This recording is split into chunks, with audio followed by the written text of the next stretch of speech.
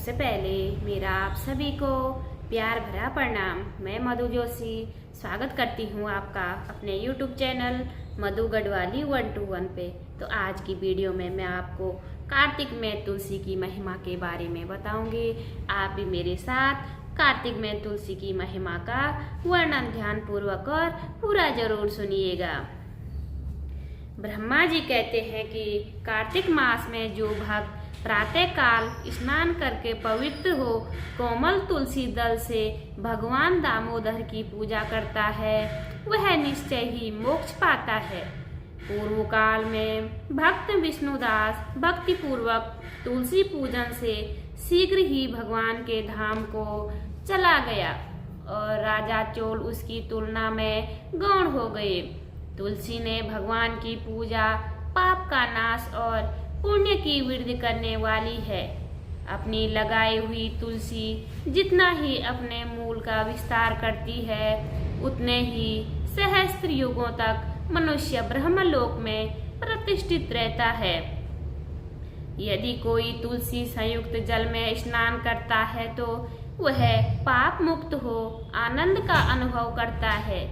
जिसके घर में तुलसी का पौधा विद्यमान है उसका घर तीर्थ के समान है। वहाँ यमराज दूत नहीं जाते। जो मनुष्य तुलसी काष्ठ संयुक्त गंध धारण करता है क्रियामान पाप उसके शरीर का स्पर्श नहीं करते।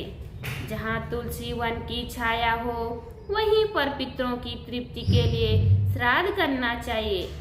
जिसके कान में मुख में और मस्तक पर तुलसी का पत्ता दिखाई देता है उसके ऊपर यमराज दृष्टि नहीं डाल सकते।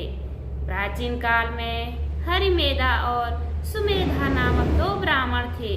वह जाते जाते किसी दुर्गम वन में परिश्रम से व्याकुल हो गए। वहां उन्होंने एक स्थान पर तुलसी दल देखा। सुमेधा ने तुलसी का महान वन देखकर उसकी महिमा और भक्ति पूर्वक प्रणाम किया। यह देख हरिमेधा ने पूछा कि तुमने अन्य सभी देवताओं व तीर्थों व्रतों को रहते तुलसी वन को प्रणाम क्यों किया?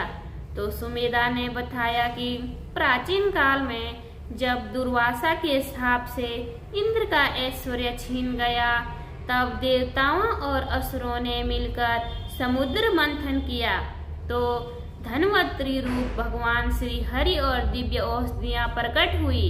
उन दिव्य औषधियों में मंडलाकार तुलसी उत्पन्न हुई जिसे ब्रह्मा और देवताओं ने श्री हरि को समर्पित किया और भगवान ने उसे ग्रहण किया। भगवान नारायण संसार के रक्षक और तुलसी उनकी प्रियमता है इसलिए मैंने उन्हें प्रणाम किया है। सुमेधा इस प्रकार कह ही रहे थे कि सूर्य के समान अत्यंत तेजस्वी विशाल विमान उनके निकट उतरा। उन दोनों के समक्ष ही वहां एक बरगद का वृक्ष गिर पड़ा और उसमें से दो दिव्य पुरुष प्रकट हुए। उन दोनों ने हरिमेधा और सुमेधा को प्रणाम किया। तब दोनों ब्राह्मणों ने उनसे पूछा कि आप कौन है? तब उनमें जो बड़ा था वह बोला मेरा नाम आस्तिक है और एक दिन मैं नंदनवन में पर्वत पर क्रीड़ा करने गया था तो देवांगनाओं में मेरे साथ इच्छानुसार विहार किया। उस समय उन युवतियों के हार के मोती टूटकर तपस्या करते हुए लोमेश ऋषि पर गिर पड़े। यह देखकर मुनि को क्रोध आया। उन्होंने सोचा कि स्त्रियां तो परतंत्र होती है अतः यह उनका अपराध नहीं दुराचारी आस्तिक ही शाप के योग्य है। ऐसा सोचकर उन्होंने मुझे शापित किया। अरे तू ब्राह्मण राक्षस होकर बरगद के पेड़ पर निवास कर। जब मैंने विनती से उन्हें प्रश्न किया तो उन्होंने शाप से मुक्ति की विधि सुनिश्चित कर दी।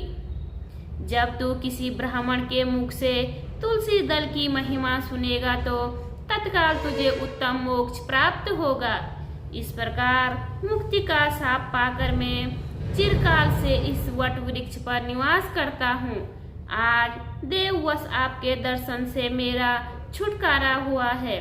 तत्पश्चात वे दोनों श्रेष्ठ ब्राह्मण परस्पर पुण्यमयी तुलसी की प्रशंसा करते हुए तीर्थ यात्रा को चल दिए।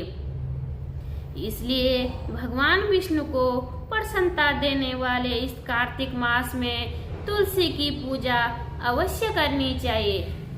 बोलिए तुलसी माता की जय। उम्मीद करती हूँ आपको यह वीडियो पसंद आई होगी।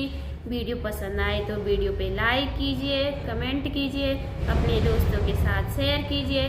चैनल पे नए हो तो सब्सक्राइब जरूर कीजिए। मैं मधु जोशी मिलती हूँ आपको अगली कथा में। तब तक के लिए बाय बाय, धन्यवाद।